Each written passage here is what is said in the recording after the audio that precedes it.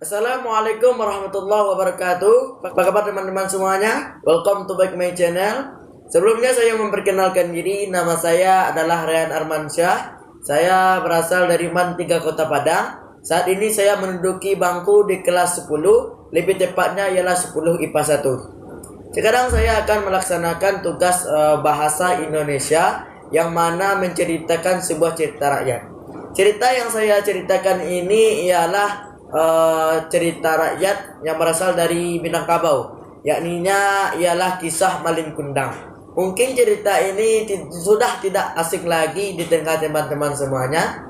Oleh karena itu, mari kita simak cerita berikut ini. Tanpa banyak basa-basi, langsung saja kita mulai cerita Malin Kundang tersebut.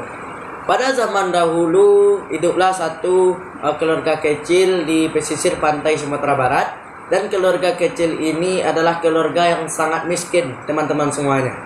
Jadi keluarga kecil ini dikaruniai satu orang anak, dan anak tersebut bernama Malin Kundang.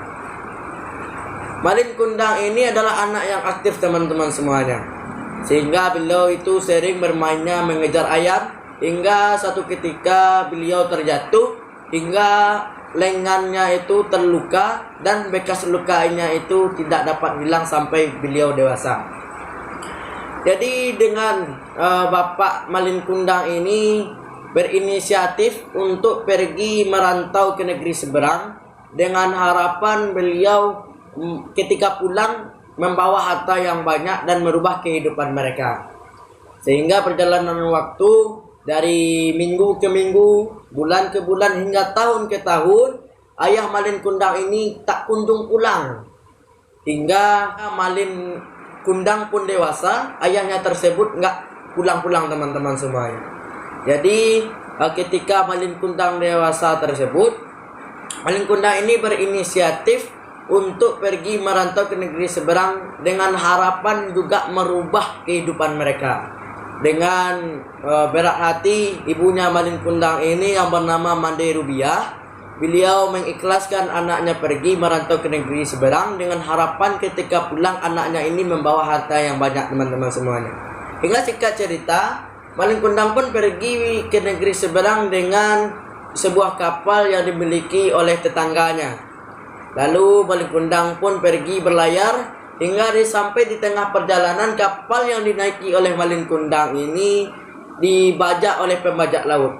Seluruh awak kapal terbunuh kecuali Malin Kundang, karena Malin Kundang segera bersembunyi di bagian bawah kapalnya tersebut. Hingga suatu ketika Malin Kundang ini terombang-ambing dibawa oleh ombak hingga terdampar di suatu pantai, teman-teman semuanya. Hingga singkat cerita, Malin Kundang ini ditemukan oleh saudagar kaya. Lalu Malin Kundang pun bekerja dengan saudagar kaya tersebut. Lama-kelamaan Malin Kundang ini dijadikan orang kepercayaan saudagar kaya tersebut, hingga pada akhirnya Malin Kundang dinikahkan dengan putri saudagar kaya tersebut, dan beliau menikah. Singkat cerita, Malin Kundang ini mengajak istrinya pergi berlayar untuk liburan, teman-teman semuanya. Beliau menaiki kapal dengan pengawalnya yang begitu banyak. Hingga singkat cerita, kapal yang dinaiki Malin Kundang dengan istrinya ini dihadang oleh badai. Lalu kapal ini berhenti di sebuah dermaga, yang mana dermaga tempat kapal ini berhenti ialah desa kelahiran beliau, kelahiran Malin Kundang tersebut, teman-teman semuanya. Hingga berita ini terdengar oleh ibu Malin Kundang. Lalu ibu Malin Kundang pergi menghampiri kapal tersebut. Ketika ibu Malin Kundang tersebut sampai di dermaga itu, turunlah seorang pemuda yang dikawal oleh banyak prajurit-prajurit, teman-teman semuanya. Hingga pada akhirnya ibu tersebut memandang pemuda yang turun di kapal tersebut hingga melihat bekas luka di tangan pemuda tersebut, yang mana beliau ingat bahwa itu adalah bekas luka malin kundang ketika mengejar ayam dulu teman-teman. Hingga makin yakinlah ibu malin kundang bahwa yang turun di atas kapal tersebut ialah anaknya. Ibu malin kundang tersebut bergegas menghampiri pemuda tersebut hingga memeluknya. Lalu ibu malin kundang berkata, "Anakku, engkau sudah berhasil dan engkau pulang menemuiku." Tapi di lain hal teman-teman semuanya, tanpa kita duga, malin kundang tersebut mendorong ibunya hingga terjatuh dan berkata, "Engkau bukan ibuku." Menangislah ibu malin kundang ini sehingga ibu malin kundang ini meyakinkan bahwa itu adalah ibunya. Dan istri malin kundang tersebut berkata kepada malin kundang, "Apakah itu ibumu, suamiku?" Dan malin kundang ini berkata, "Tidak, ibuku sudah meninggal dan beliau dan aku pergi merantau untuk merubah nasibku sendiri." Teman-teman semua dapat membayangkan betapa pedihnya perasaan seorang ibu ketika beliau tidak diakui oleh anaknya.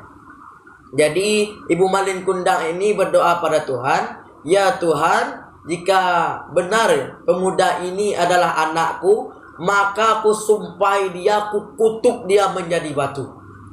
Ketika mendengar kata-kata itu teman-teman semuanya, langit yang awalnya cerah itu berubah menjadi hitam. Angin pun kencang disertai badai.